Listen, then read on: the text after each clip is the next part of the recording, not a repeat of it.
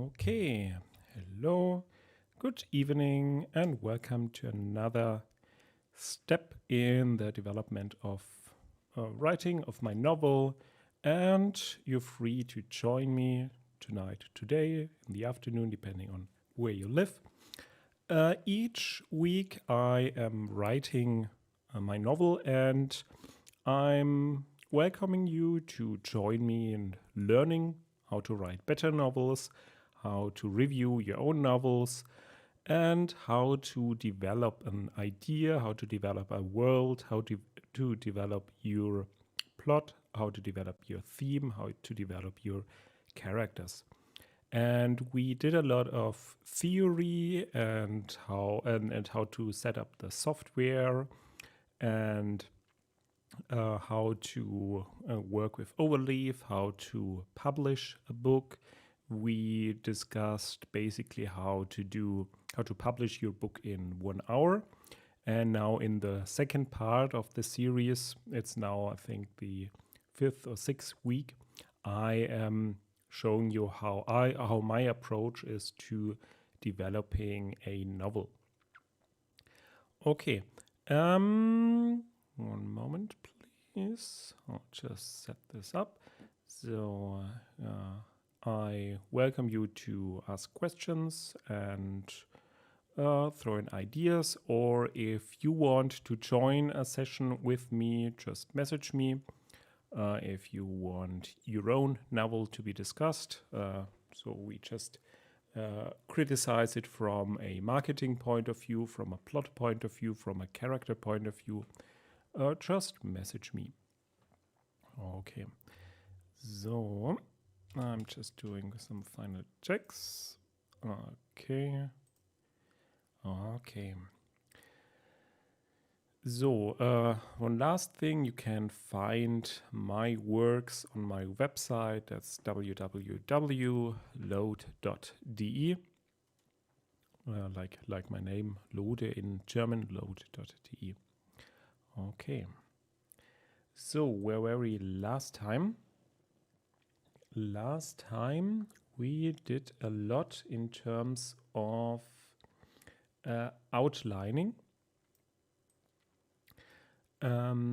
So just to, if you're new to this workshop series, I am currently looking over an older novel of mine. It's a science fiction novel, and I only finished it halfway because that was 2 years ago. I didn't know much about writing, about writing novels, I did know a lot about publishing, but not about writing novels. I did mostly non-fiction, and this was my first attempt in doing fiction, and I'm currently reviewing it and rewriting it so that it fits. And the basic idea is that we have one main character. That is, I just call her Catherine, and that Catherine undergoes a series of character developments. So this is about how she sees herself, how she actually is, how she develops throughout the novel, and what happens to her, and how she uses those situations to change herself. So I'll show you the Excel file with the overview. One moment. That is, I think here, no, that is the other, okay. I wrote it as a Excel sheet. Everything in planning goes into Excel sheets. So that is one character. The other character is that's where we stopped last time. The other character is basically the world, with the world being the Earth, and how Earth changes, especially, of course, human civilization, human society, how Earth changes while our character goes through various stages of her life. So the novel will span over a number of days actually. So even a number of years. I mean, I think we said around 15 years or so. And during that time, the world changes. People develop new technologies, and those technologies have a serious impact on society and how society, what future society chooses. For the world, we said it is some sort of post-apocalyptic world. So I have it here again. We have a post-apocalyptic hard science fiction book, and with a specialist, with a scientist, astronaut, that would be our main person, a specialist, wise person. We haven't defined that person yet. And as a plot theme, we had technological advances, and as a special situation, we have an asteroid impact. And basically, these four fields are basically how Amazon categorizes books. So books have a certain setting or time period. They have certain character types and roles. There's a certain type of plot, and there are certain types of special situations and events. And those four categories basically relate to what people search for. So people, is there one more? No. Well, story tone, I put it, but you could do that as well. So people search for, okay, I want a story about a archaeologist who goes on adventures, or I want a post-apocalyptic story. So how would people act in a world after a great catastrophe? Or I want to have a certain plot. For example, there is a killer robot loose. Or what would happen if there would be a second American Revolution? Or what would happen if people decide to flee Earth because of, for example, climate change, and flee in a colony ship? So that would be the plot and how it goes on. Or people search for specific situations. So, for example, a asteroid impact. Revolution is here. Maybe that should be moved over there. So there's still some things to do. Or something explodes, or there is that is out of fact. If you remember Philip K. Dick's story, Out of Fact. And what I also added here is what is also a story tone. So is it like a militaristic story that is all about how life goes on in the military, or is it a time period story, pre-war tone? So is it like the 1920s but in the present time? So how is the overall mood before a war? Or is a mystery story where the protagonist solves the mystery? So these are the different types, and we chose the asteroid impact. Here we are not here. I'm not yet sure what to take. So this is still under discussion. The focus really was now on the character. Okay, and today we just continue that and continue basically the outline and the plot of the character. Of character 1.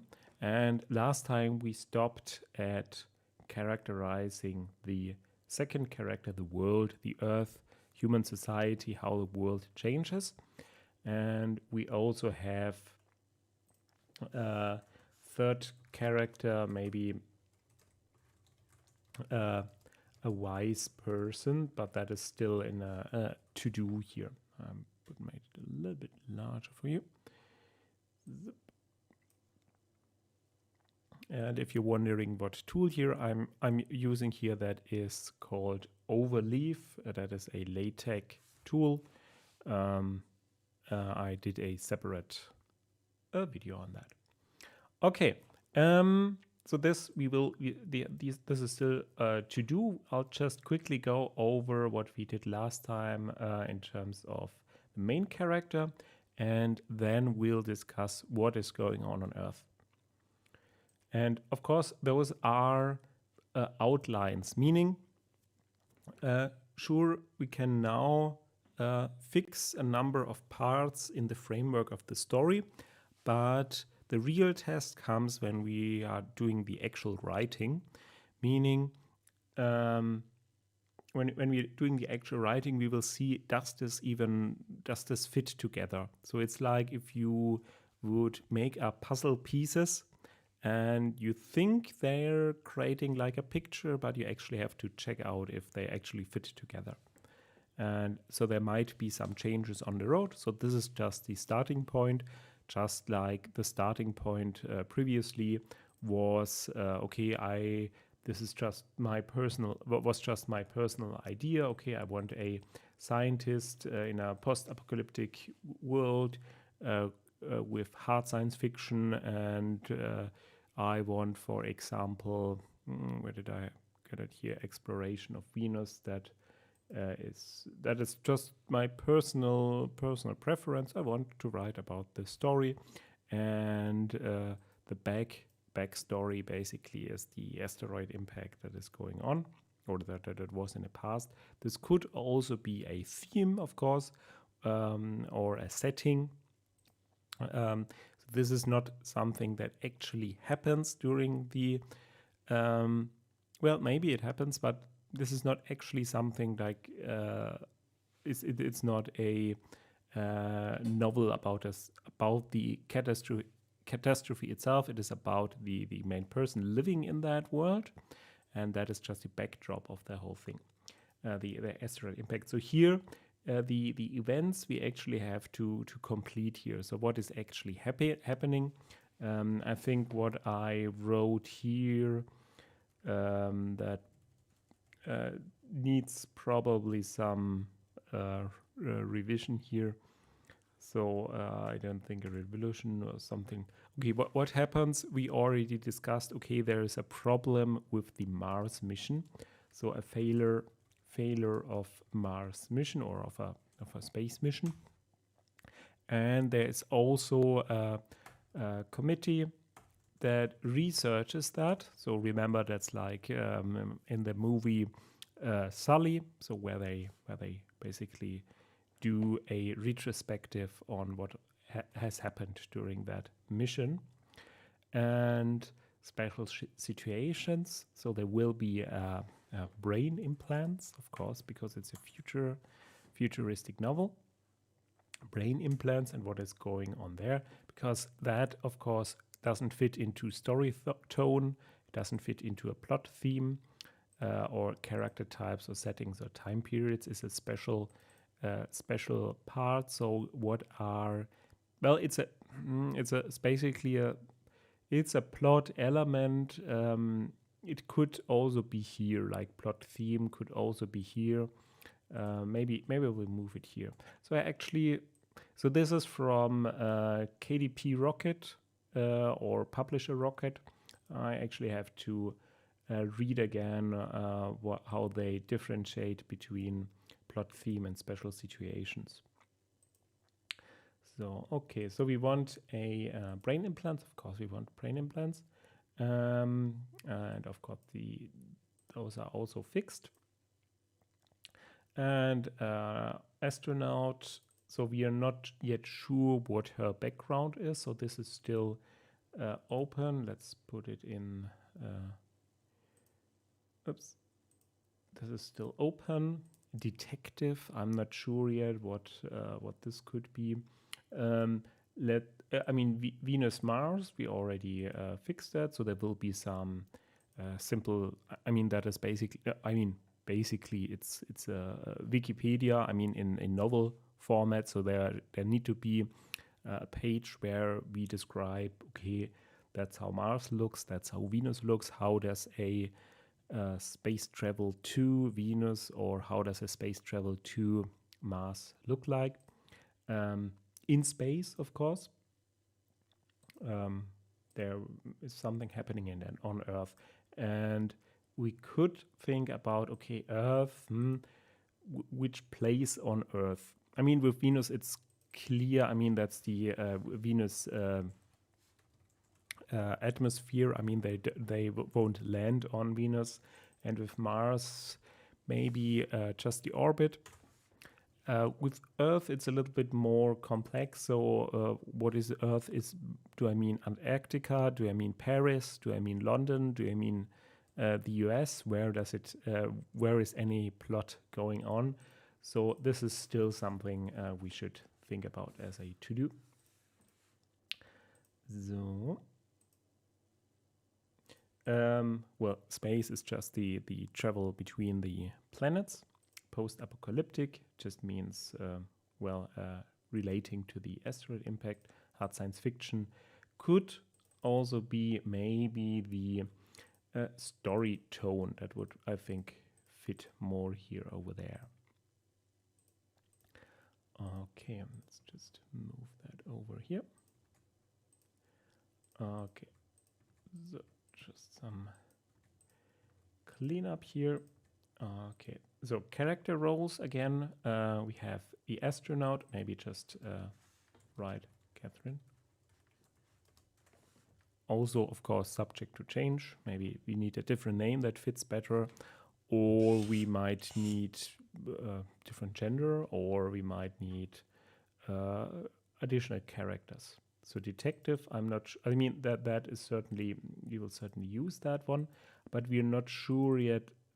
Is she a scientist, or what her role is beyond being an astronaut? So what type of specialist is she? We want to have some sort of specialist that will provide some interaction with her to talk, for example, about technological parts. So there's this book is called Conversations with Niels Brain. I mean, it's a fiction book. It's a non-fiction book. But in that non-fiction book, basically, you have a conversation between a more or less fictional doctor and a more or less fictional patient. So it's more a summary of all the talks several doctors had with a patient or several patients put together in a novel to describe how the brain works. And I think that's interesting, and because it's my book, it goes into my book. Here, of course, that's what I talked, I think, last time a lot, or 2 weeks ago. We are running into the danger of a lot of exposition instead of realistic interaction. I mean, it's not like, I mean, there are some movies where the main protagonist goes to someone and the other person suddenly starts talking about stuff and just telling stuff just so that the viewer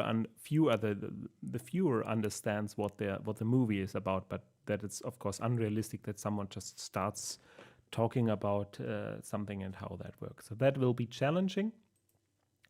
Scientist, I'm not sure yet. So maybe we'll move that down. And detective, detective maybe. Well, I'm thinking a little bit about The Expanse. Great detective character there. But that is not like our main protagonist, so it won't be a detective story. So it's not it might be a mystery story, but not a detective story. Maybe we write it down. Not a, here on that part. Not a detective story. It might be a mystery story. It could work as a part mystery story. Then a pre-war tone, it could be. It depends a lot on the post-apocalyptic thing.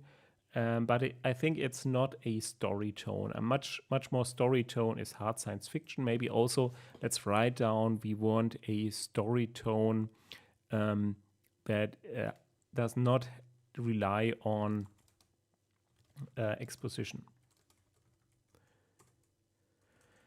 So let's maybe we'll do another one here.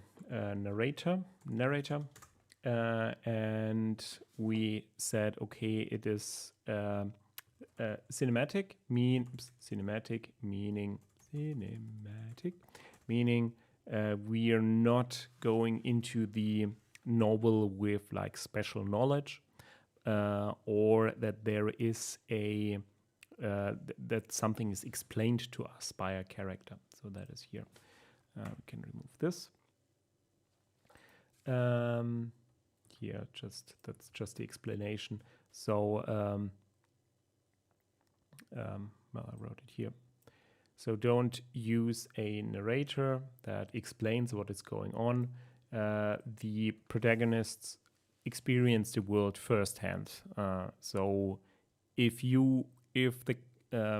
maybe if they think something, that we write it down, but in general we should show instead of tell what the character is thinking. So instead of saying okay, she was excited and asked, can I have this, or yeah, give me the salt or something like that, we could instead or she was angry and shouted, give me the salt.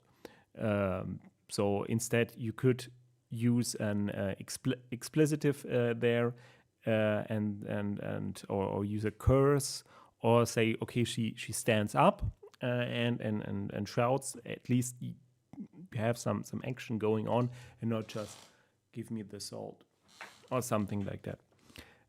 So this is basically a challenge, simply for me as a writer to write it like that.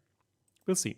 The point is, why I'm doing this challenge is because I wrote a lot of nonfiction books, and I mean I could easily copy and paste, and I actually did this kind of in the first version of the novel, where I simply then pasted a paragraph that gives exposition how the internet in the solar system works also.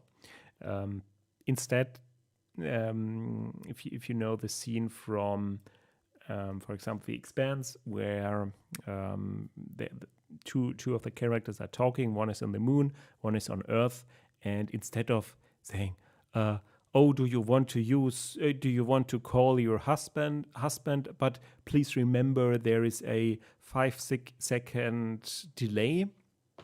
Instead of doing that, you are doing this in a typical conversation, and where they talk over each other. And for the reader, then it becomes obvious, they're on the moon. And because of the distance, it becomes clear there's a delay. So that is the point here. Okay. So, and to clear up the rest here that is going on, so it's not sci-fi, military, science, academic. I mean, we could very well write this as a like classical, military story, where we say, okay, she's a soldier and she's ordered there. It could be interesting, but I'm not that convinced that it fits really, that there's a military branch starting a expedition to Venus, and she's a lone person up there, and she's somewhat has a troubled backstory or something like that. I'm not that convinced here. I mean, it's a usual trope. I often used military whenever it goes somewhere further out into space. Okay, so we will just remove that. The main point here is hard science fiction. We also have like, okay, do we want to talk about the economy after the asteroid impact? So do we want like this tone of recession, inflation, or economic problems? Should that part of the tone? Maybe not. I'm not sure. pre-war tone. I mean, it sounds interesting, but what does it actually mean? I mean, with recession, I mean, of course, similar to the Great Recession in our history, in the real world history, pre-war tone. I mean, sure, it sounds right. I mean, it is a pre-war period, but what does it mean? I mean, how should I write differently? So I have a little bit of a problem here. Another thing, I'll just move this down for now. Mystery story, yes, in terms of we're not revealing right away what's going on. So I mean, it is connected here with the narrator. So, I mean, if you know, for example, Columbo, the TV series, at the very beginning, you're basically seeing who did it. But the interesting part is not for Columbo is not like who did it, but what steps a person that is not. I mean, basically in Columbo you have an omniscient narrator. I mean, it is cinematic. Like they are not telling you what the individual person thinks, so you're looking really from the outside. But you are in an omniscient point of view where you say, okay, I already see everything what the murderer does at the beginning. So there's no mystery there. So the mystery is more looking or watching someone who is very good at his job and enjoying how he ultimately discovers that what you already saw. Or maybe what you, even although you saw it on TV, that, for example, Columbo detective, you observe how he discovers what you already saw or didn't see. So that is the viewing experience, viewing enjoyment. You just watch an expert doing his or her job. Often in Hollywood movies, it's the other way around, where the experts all fail and the hero kind of takes over and grows with it and becomes better than the experts. So it's usually, or that is a common trope that the experts, for example, the police, military, also fails, and then they call for a hero, and the hero then solves the story. And this question, of course, we have to ask ourselves: what kind of story do we want to tell? Do we want to tell a hero story where we say, okay, the experts all fail? I mean, it's not my personal taste, so I don't. I mean, it's interesting to look at like superhero movies, and they're popular, but I don't want to downgrade the experts. So experts should have a role, but the hero in our situation is in a special situation, and that special situation is because of her special abilities. So, but her special abilities are not like superpowers or super intelligence, super strength. But she has this brain implant, and that is not like advanced science fiction technology. I mean, it is science fiction technology, but not in that time. So it is a common procedure.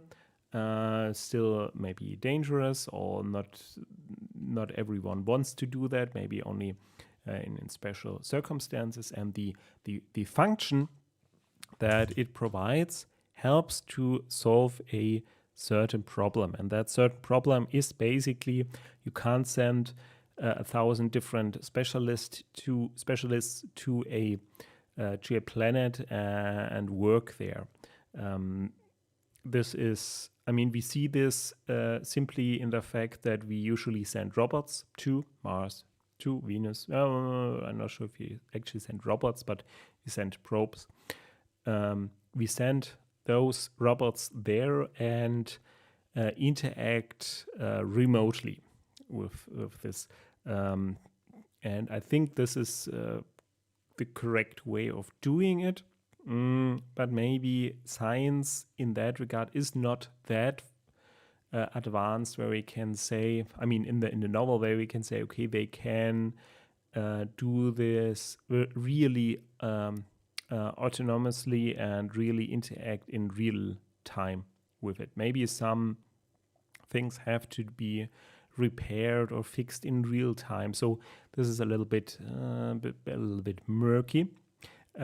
But basically, the basic story is, okay, we have a main character, and that main character has a special ability, but not a superpower. She herself doesn't know much about this, and through that brain implant, she doesn't get like super intelligent, but she can rely on these specialists.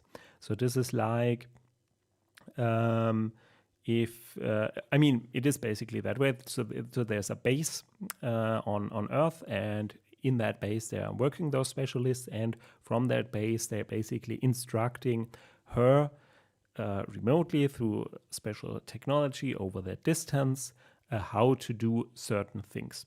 And that is a little bit part of the mystery. So it is also a bit of science. I just call it science story, where the reader gets to know what individual technologies how they work. Okay, so to summarize, we are not omniscient, so it is a mystery story. And the mystery is not because, okay, we don't know how they will solve it. That is more Columbo territory, a detective story. And it is not a superhero story. While she has certain abilities through that brain implant, she relies on experts in the field. Not in the field, in the base home.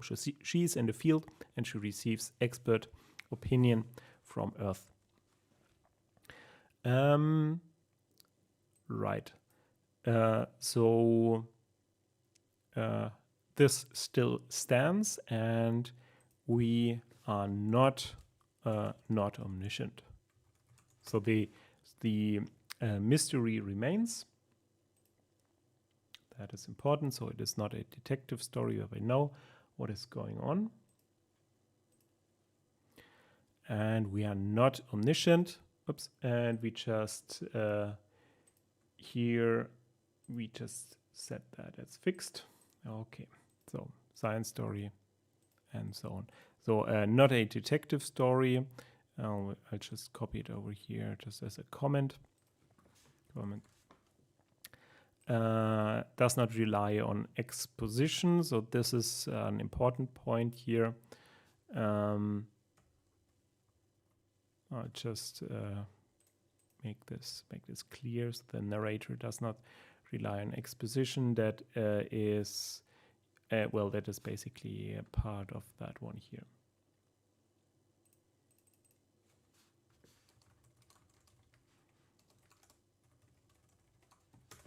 Okay. So now we have some other things. I mean, this is then the question about Earth. She, as a scientist, she is on a mission in space. The question is, of course, what do we do with Earth? And this is something we now look more into it.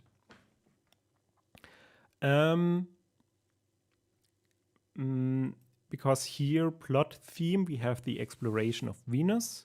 We have, the Mars mission. Again, those are a little bit mixed. We have the asteroid impact on Earth. We have the committee also on Earth. But what else is happening on Earth in the background with Earth as a character?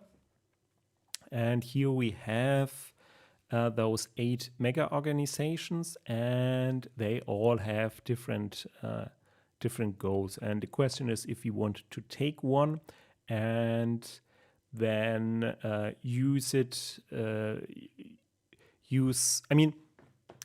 where are those 8 mega organizations come from? They come from a game I'm currently building, and it is and every game is a story creator.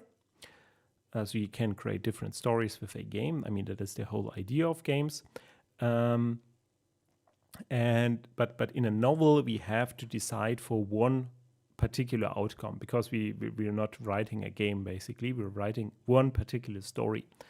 And it would be interesting if we use 2 competing factions to where she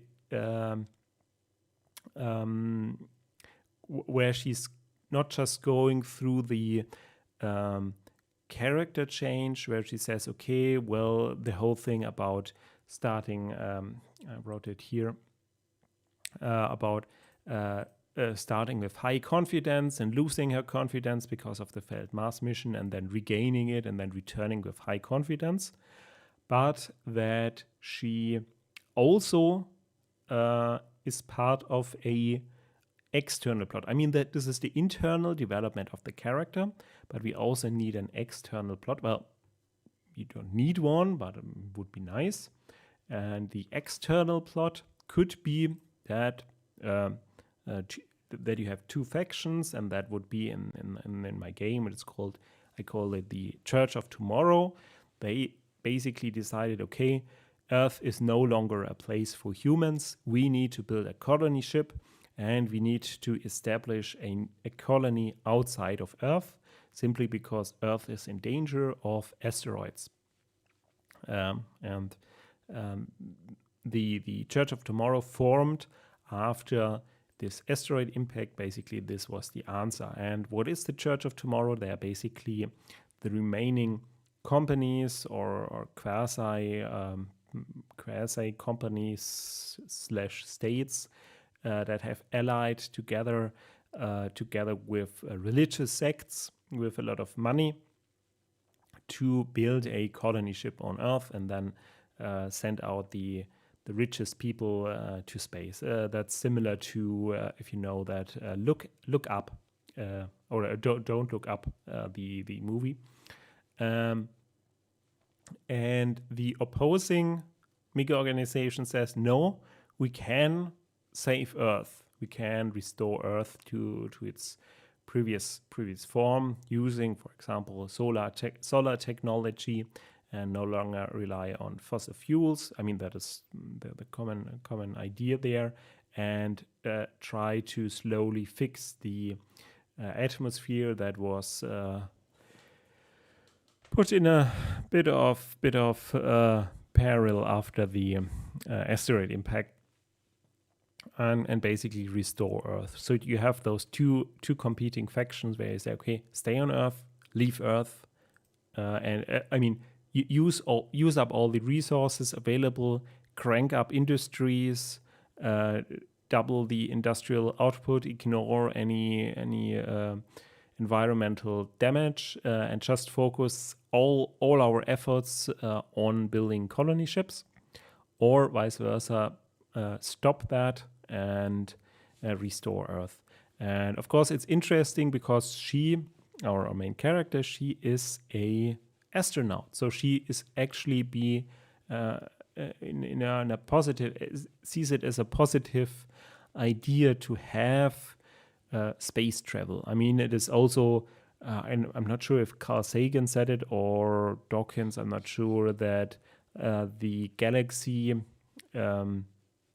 is littered with civilizations who have decided, or is littered with graves of civilizations who have decided that they don't need space travel. Well, but on the other hand, where exactly do you want to colonize? I mean, where do you want to go, and do we need to do it right now? Should we first find a balance and think long term? For example, okay, we will build a colony ship in 10,000 years, or do we want to wait?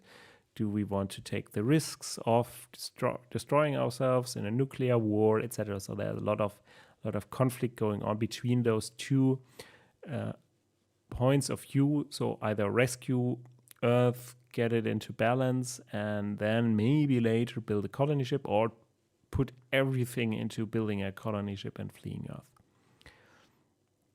So I'll just decide it. It's of course nice if you're a story creator, you can just decide it. But of course, you then have to live with the decision when writing it down.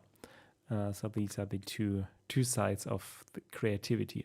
Okay, so we have colony ship with everything I already said, with destruction of Earth or restoration of Earth. So, and maybe in the background we can describe what is going on between the factions. So maybe there's a war going on, and we can do this on the side, but those are not the main plots. Also the same with the technological advances we will describe on the side, so as basically gimmicks, but that is not our main well, okay, it will be, I mean, it's not a, well, it's a theme, yeah, but it's not, we'll use it left and right. It's not, it's part of the story, especially the brain implant, so that this actually connects here together. So these two are probably one. So spaceship, sure, but I mean, should we really like characterize a spaceship and describe it in great detail? No, I don't think so. Brink of human extinction, I don't think we need this. Scientific discovery, that's just the technological advances. And the other one, hostile takeover, that is just the backstory that is going on. So in the background, conflicts going on, maybe with killer robots or so, but this is not like the main part of the story. Maybe we can say at some points, okay, this is how the war is going on with this or that technology, but that is just something maybe our main character reads in the sideline or in the newspaper, but this is not like a main story point where this plays any role. I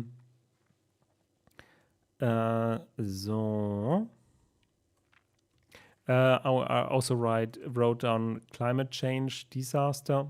This is of course implied here in those restoration of Earth. So climate change disaster, that is of course implied. And what was the other thing? Okay, the real exploitation of Earth to build a colony ship is the other. I mean, that is also implied here in those two. Maybe let's just move it down here.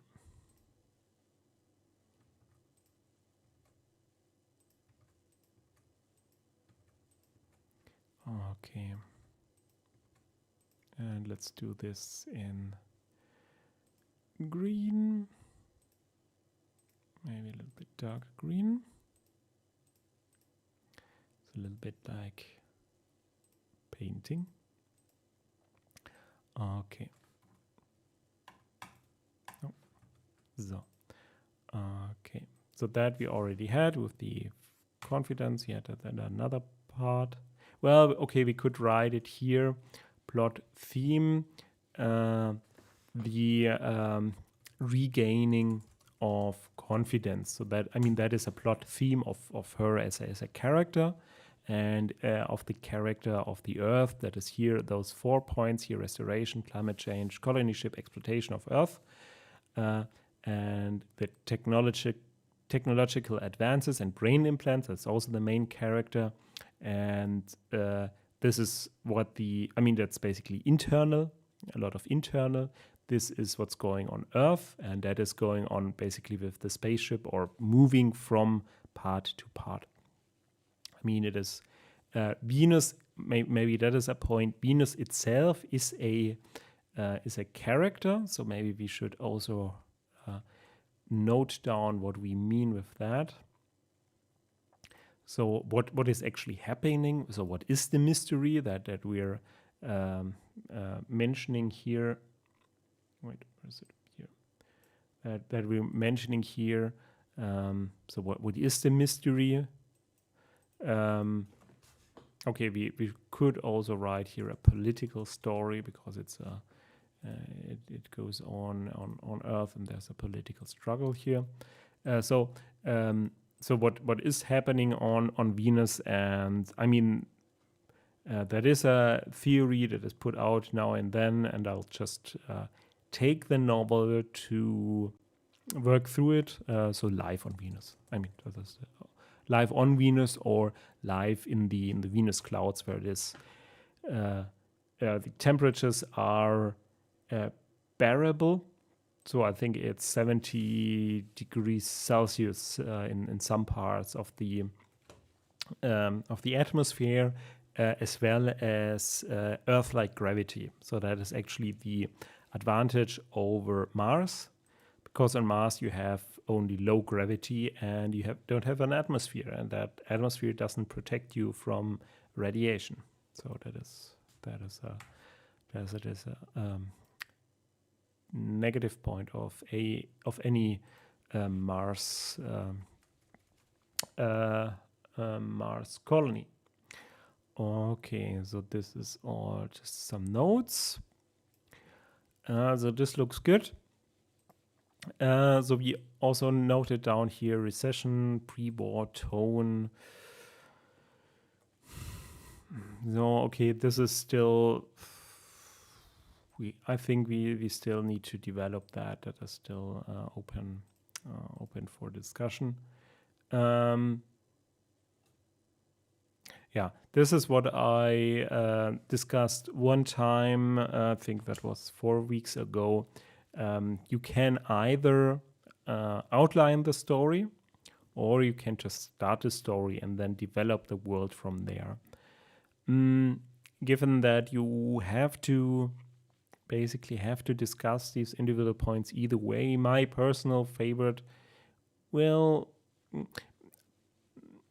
I mean, I'm tending towards one and the other now and then.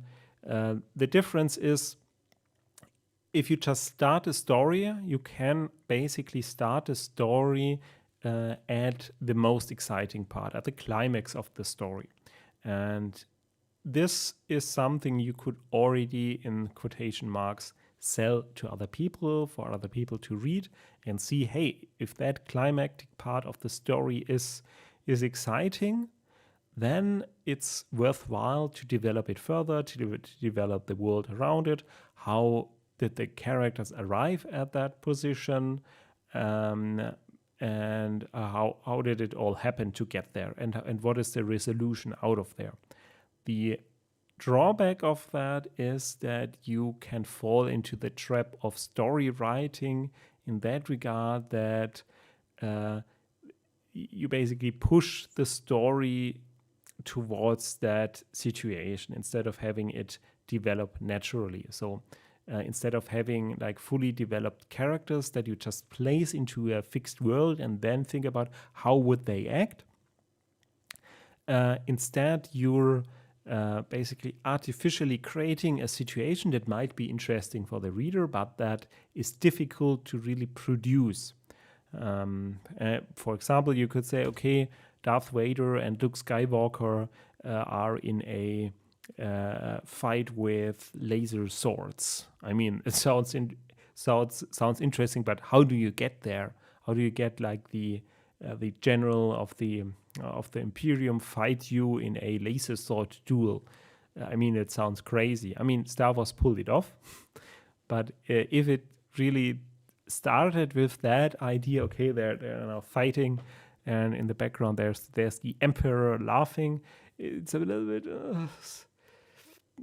bit far-fetched, and any writing in that regard feels forced. So that is a little bit a trap you can set yourself as a writer. Here I kind of did some of the trappings because I already said, okay, what she will accomplish. I mean that she will regain confidence, and I have now to think about how can she regain confidence, instead of saying, okay, I develop the character and see where it goes, and see maybe she doesn't regain confidence and it remains an unexciting story. So that is a little bit the challenge here, not to have the writing forced in a way so that the characters feel like they're just following a script, but they should still retain a feeling of agency, that they're acting in their own character, obviously.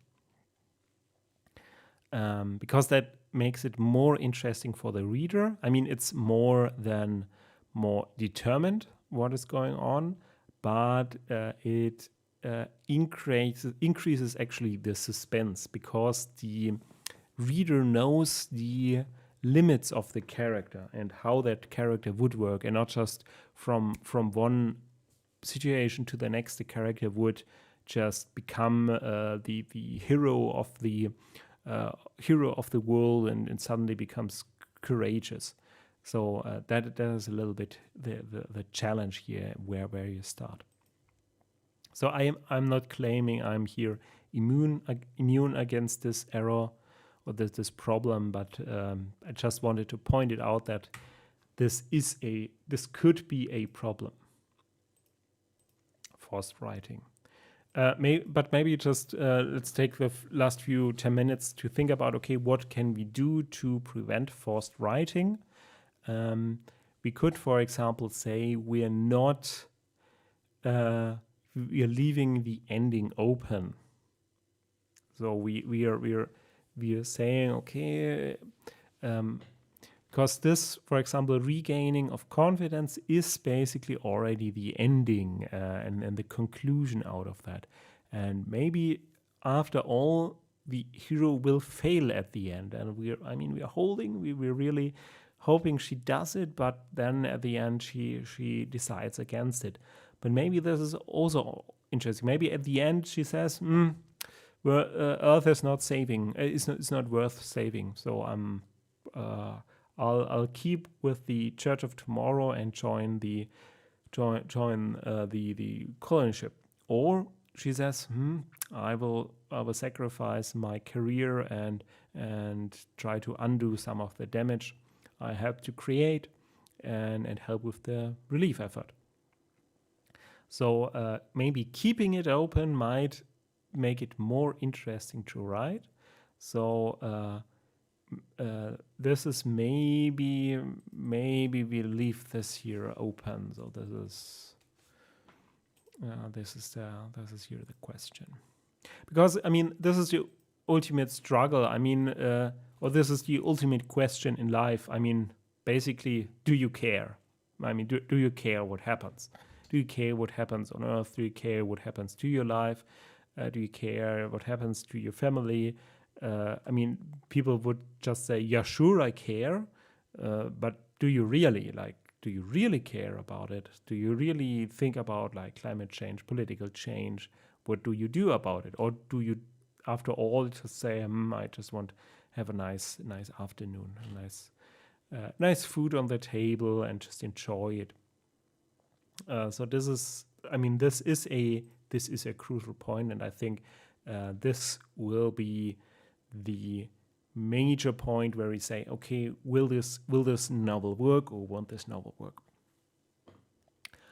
Okay. So we had another session of outlining, but I think I'm more confident with the outline now. If you have any comments on that, just let me know. I am thinking about doing actually 2 sessions each week. So I'm actually not working on the novel when I'm not streaming. So anything you see is my work on that novel. So I'm thinking about increasing actually my workload to 2 hours and doing another one maybe each Wednesday or so. I'll let you know. I'll set it up. If you're coming from the meetup, make sure I set up a separate meetup group. Make sure you subscribe to the channel here, to YouTube. I'm also thinking about getting on Twitch, but it's important that you subscribe and put the bell icon there so that you're notified when I'm planning a new stream. I'm not sure if and how I will continue with the meetup group, because we're not really doing a meetup at the moment because of the pandemic. So I will focus more on the online work. Okay, so then thank you for watching. Thank you for accompanying me. For me, it's also a little bit of motivation, of course, to continue with that project while I'm working on other projects. I think it's fun, and I hope it's also fun for you to just think about how to create a story, and I hope you can take some of that, what I discussed with you for your own story. In that regard, have a nice week, good start into the week and the remaining week, and we'll see us next Sunday or earlier, but I will notify you. Okay.